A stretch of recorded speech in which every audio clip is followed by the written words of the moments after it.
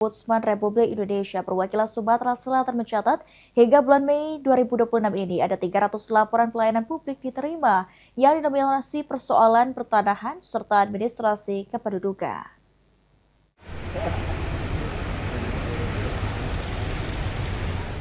Ditemui setelah kegiatan penandatanganan nota kesepahaman dan pencanangan zona integritas di kantor perwakilan Ombudsman Sumatera Selatan, Kepala Perwakilan Ombudsman Sumatera Selatan M. Adrian Agustiansyah mengatakan hampir 300 laporan pelayanan publik masuk sejak Januari hingga Mei 2020, di mana laporan yang paling banyak diterima didominasi persoalan pertanahan dan administrasi kependudukan.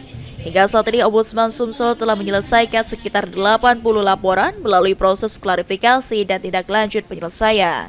Ombudsman Sumsel meminta instansi pemerintah lebih responsif dalam menangani keluhan masyarakat agar pengaduan dapat diselesaikan di tingkat dinas sebelum dilaporkan ke Ombudsman.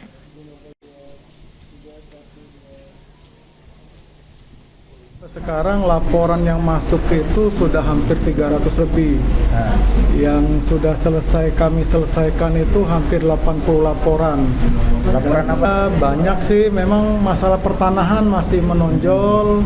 Lalu kemudian masalah kependudukan juga ada. Masyarakat melapor, ya harusnya diselesaikan dulu dengan pihak dinas.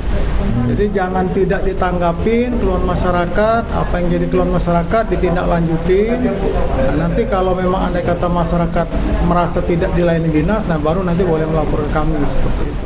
Sementara itu, pengampu wilayah Ombudsman Republik Indonesia Sumatera Selatan, Partono, mengapresiasi Ombudsman Sumsel yang dinilai menjadi salah satu pionir dalam pencanangan zona integritas di lingkungan Ombudsman RI. Kita mengapresiasi kerja-kerja teman-teman Ombudsman Perwakilan Sumatera Selatan karena Ombudsman Perwakilan Sumatera Selatan adalah salah satu pionir perwakilan kami di Indonesia dalam mencanangkan zona integritas, gitu. Sehingga kami tadi seperti yang disampaikan oleh Pak Waka, kami akan menularkan virus kebaikan dari Sumatera Selatan kepada perwakilan di Indonesia.